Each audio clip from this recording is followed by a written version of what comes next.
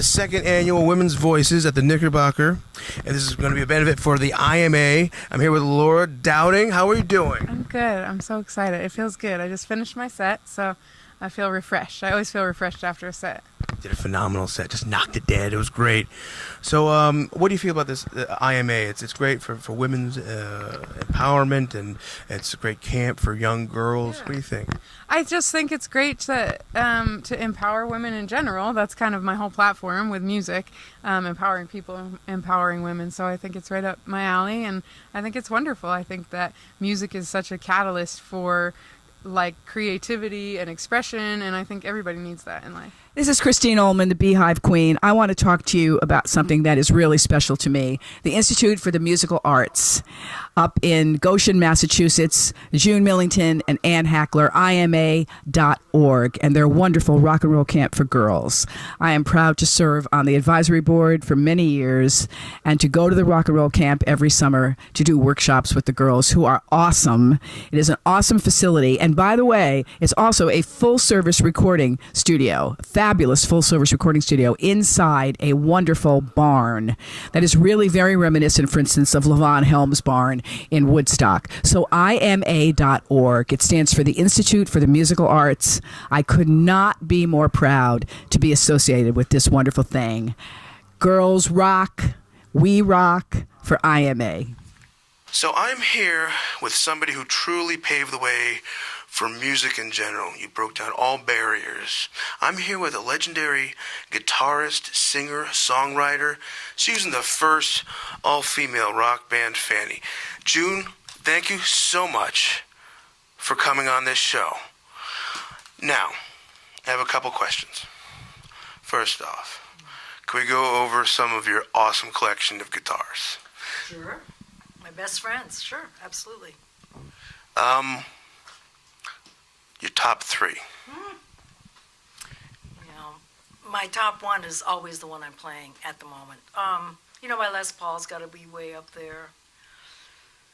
The Les Paul Jr., my Taylor, T5, the acoustic. I mean, they're all really amazing. I have a couple of Gretches, a D'Angelico. They're just all, they all have a soul that speaks with and through me, and that's what I really appreciate is basically I get to ride on a cloud with them.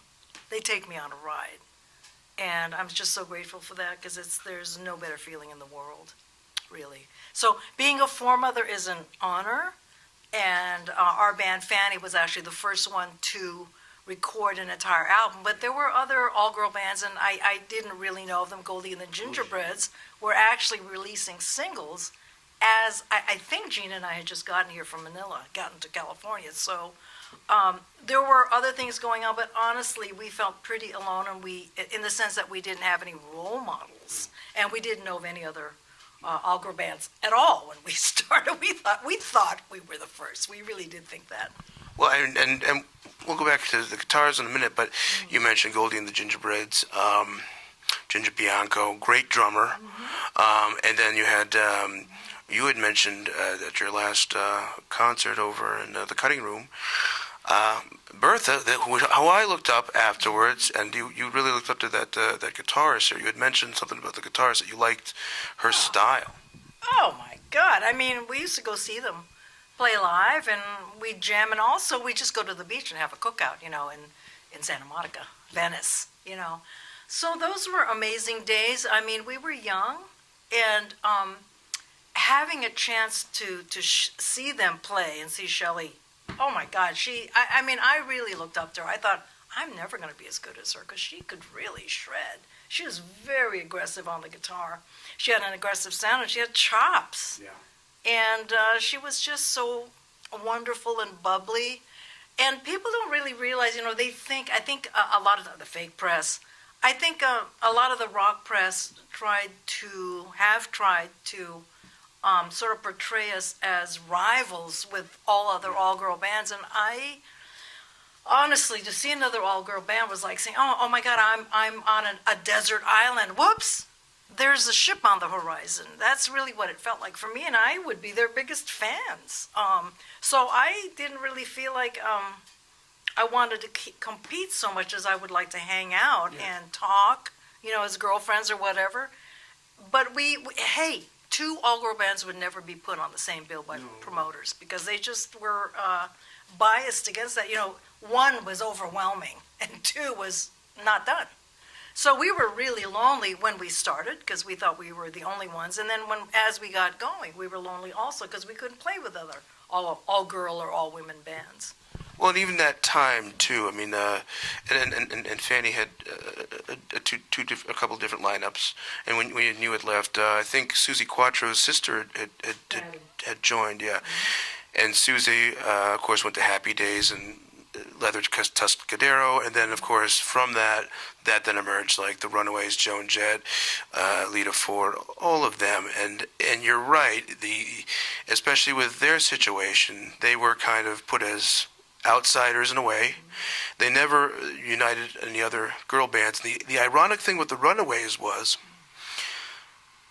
Michelle Steele from the Bangles was one of the first original founders of the Runaways. It was Sandy West, Joan Jett, Michelle Steele. Now you'd think, as a promoter, why don't you put the Bangles and the Runaways together and have a giant? And they never did. And they never can now because Sandy's now passed away. But you're very much right, and I think there's a big issue there with. And I'd mentioned something on Facebook, and I was actually talking to Ann about it. I said, I put this post, and people got offended from this. I said, why can't women have a tryout with the NBA or the Major League Baseball or anything like that? Why is it that the word gender is always in front of that? I played professional sports. I had a tryout with the Miami Dolphins. I knew women athletes that were just as good as men and just as skillful. How come they don't get an equal shot? And you bring up a lot of things, words like gender. Why does it have to be? Well, I hate hearing this. This is what I don't like. She's pretty good for a girl. No, she's pretty good in general. There's no gender. Well, let me just say that when I first picked up electric guitar and we started a band about 1965, really that was, you could just think of it as the Middle Ages. Yeah. Oh, there was nothing. Okay? So for me to for us to call ourselves an all-girl band was great because that meant we were naming it. We were saying it out loud. That was a big deal to go against societal norms. So, and I've gone 360. I've seen that whole thing being called a girl or a woman or not or this, that, and the other thing. From rock and roll, I got involved in feminism and feminist music, women's music. So, there have been a lot of times when I've had a knee-jerk reaction to either being called a girl or not. It depends on where I am in my life. Yeah. But what happens is that I have to give myself that dignity. I mean, I'm 69 years old right this minute. I'll be 70 next year in April. A few months from now, April 2018, I'll be 70 years old. So I've really seen a lot. And one thing that I've learned is that I've got to somehow be true to myself and give myself the dignity and give myself the honor of recognizing that, yes, I put in all that time and I was the point woman for all lead guitar players, women lead guitar players. I have to say women now.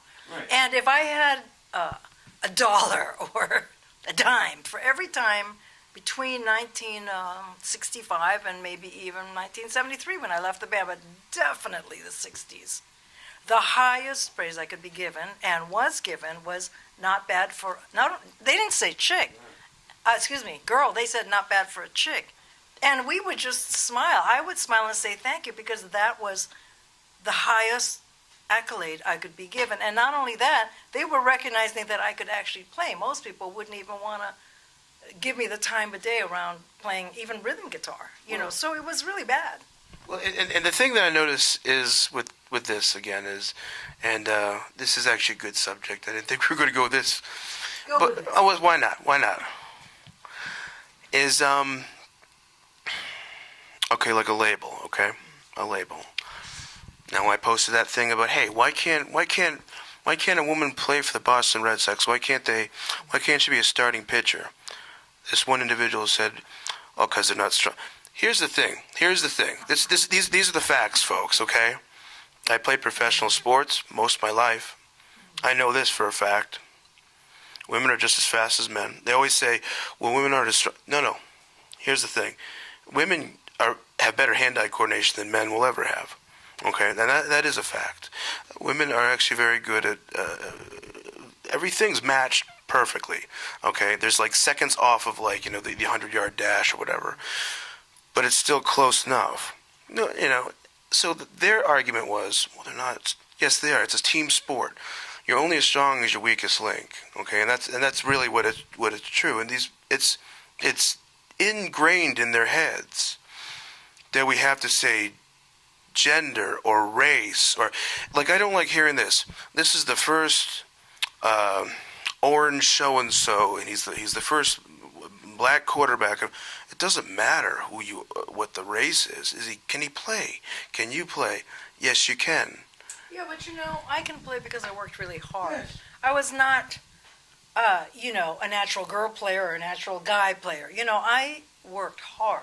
Yeah. And I think that goes right along with ability. Yeah. So, in fact, culture is part of it, and my DNA is part of it. I'm half Filipino. I got Filipina. I'm half Filipina. And I have to say, I feel like culturally, Filipinas have an edge up. We've just got this thing about music. Good work ethic too. Yeah. And that was what I was going to say. I had a good work ethic. So I think that over the years, with my extreme passion for music, totally passionate about music, every note I hit is like life or death to me. I'm completely in it. There's no separation between, for me, any note or a god and a goddess or my best friend or a lover or whatever. It's all like the most amazing thing ever. That's how I feel.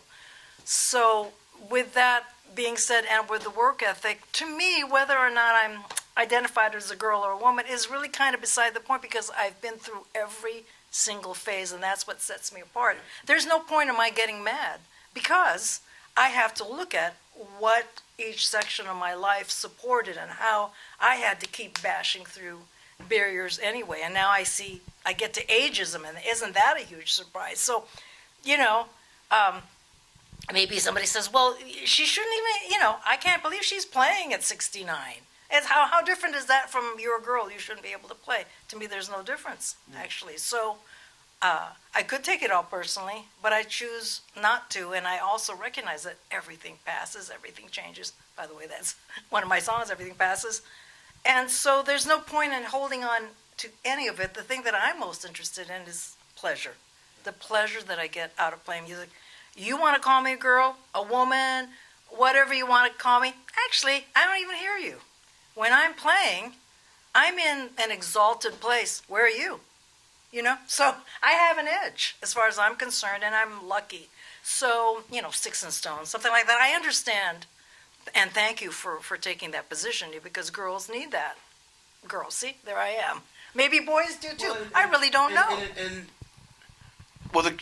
I think the bittersweet thing is this: you're both known. You're known for being a pioneer, and you're known for being in the first girl band, which is great. But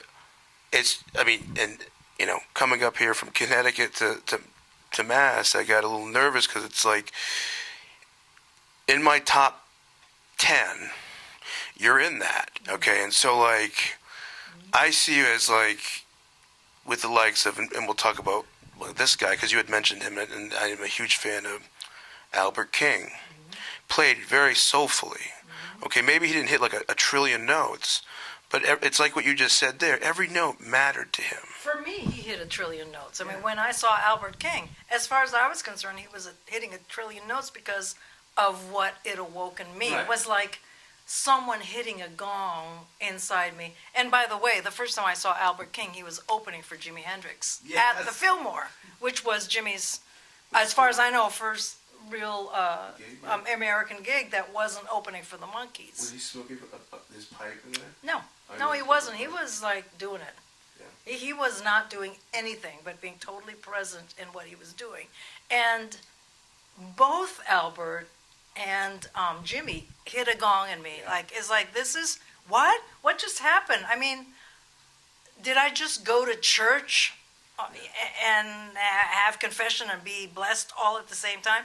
You could say that, because I felt completely cleansed, and I felt so awe-inspired. And also, not only had nobody heard anything like Jimi Hendrix, I never heard the blues in the Philippines. So hearing Albert King first was just, it changed my life. That night completely changed my life, because I was hit with some sort of an energy. And then when I got to LA and Lowell George turned me on to having to play the blues. I mean, he just made me do it. I didn't think, I'm never going to play like that. So those trillion or not notes were, to me, inaccessible until I got with Lowell. And then he said, you have to listen to this, you have to play it, let's play together, blah, blah, blah. So that was the next step in my education and my evolution. I've been lucky enough to receive direct transmissions from people. And I think that's actually what a lot of the, being musically lucky is about. If you get to have a direct transmission musically from somebody, that is it. And I feel that way about my spiritual teachers. I've had, I'm a seeker, and I've had quite a few great teachings. And I remember when I was in Fanny, I used to read, about Lao Tzu or Buddhism, or, and I couldn't understand what it meant to say, before enlightenment the mountain, after enlightenment the mountain. I'm like, what is that? And then I realized later, when I was past getting great teachings and direct transmissions, I realized that even Diana Ross's Everything is Everything. I remember when I saw that billboard on Sunset Strip, Everything is Everything. Diana Ross, who, was a superstar, but she was striking out on her own after the Supremes. And I thought, that is the stupidest thing I ever heard. I just didn't get it. I just sneered at that, And then when I got the teachings, I'm like, oh my God, that's it. Everything is everything, and yet it's nothing, and so on and so forth, So I kind of see music as a text, as music, as vibration that's always giving, if you're willing to receive.